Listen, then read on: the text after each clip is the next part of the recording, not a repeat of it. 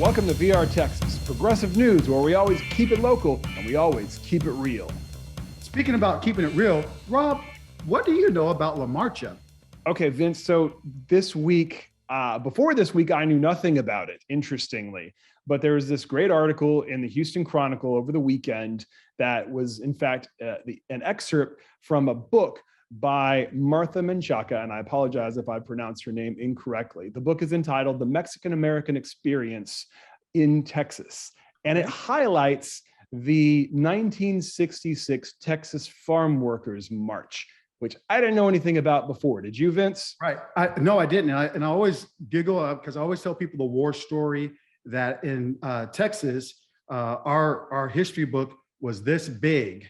It was like a newspaper, and I don't ever remember any parts of that. Yeah, totally. So we didn't learn a whole lot about the history of labor coming up in school in Texas, and this is one of those things. Now, it is Martin Luther King Day week, and as we celebrate MLK Day, highlighting this particular part of our history is really important, and that's how the Chronicle article is framed. So I will go through what I learned in this article. I encourage everyone to get this book, read the article in the Chronicle, but buy the book and understand more about the history of Mexican Americans in the state of Texas. Okay. And so tell us a little bit more.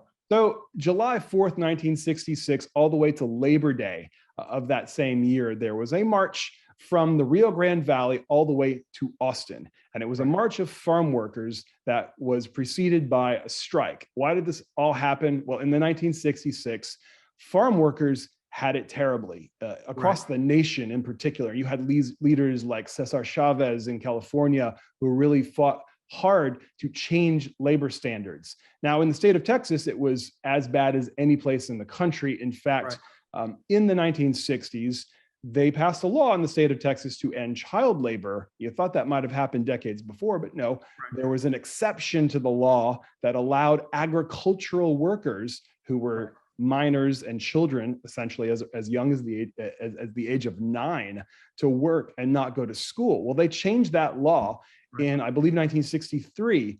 And the employers, and I call them employers, not farmers, because the word farmer tends to give you these images of a bucolic person on the fields with happy cows. No, these are employers who have power.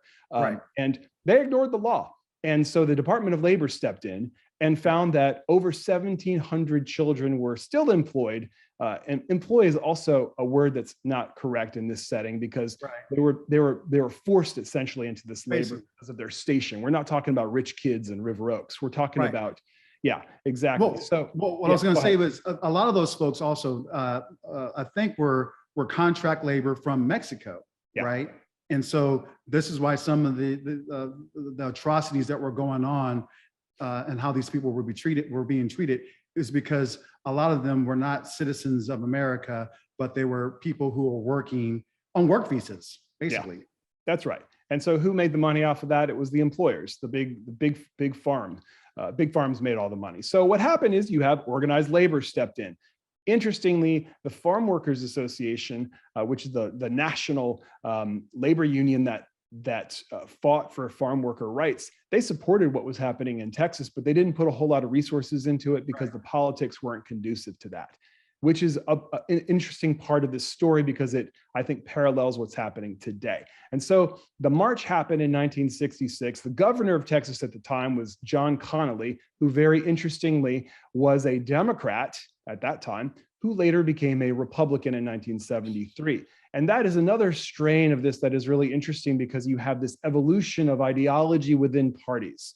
And so John Connally, this governor, at the end of the march, Connally gives this speech and rejects the notion of what the farm workers were fighting for. They were fighting for increased wages, and Connally shut it down.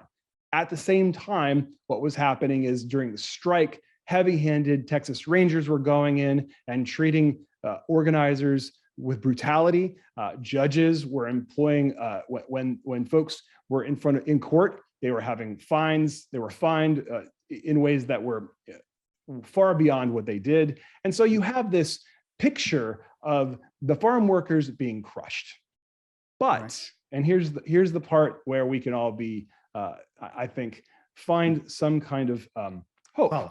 That is, at the end of all this, they failed, but they got things started. The activists, the organizers who did all this got the wheels in motion. And later, these things changed. Now, all this stuff isn't perfect today.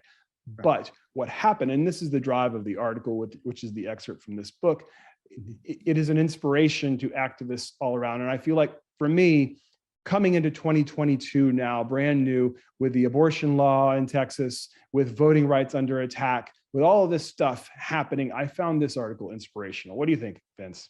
I think it's, and I know that we're about out of time, I think it's very inspirational from the standpoint of how these things always start organically, because I believe the march started in either Corpus Christi or in McAllen. Rio Grande Valley, yeah. Rio Grande Valley made its way towards Austin, and along the way, the small march picked up tens of thousands of people as they made their march into Austin. So it really speaks to the power of the people. So. That's right. So find inspiration in this. Read about this story in the article and the book, The Mexican-American Experience in Texas, and go out and fight, everybody. Let's roll it. Roll it.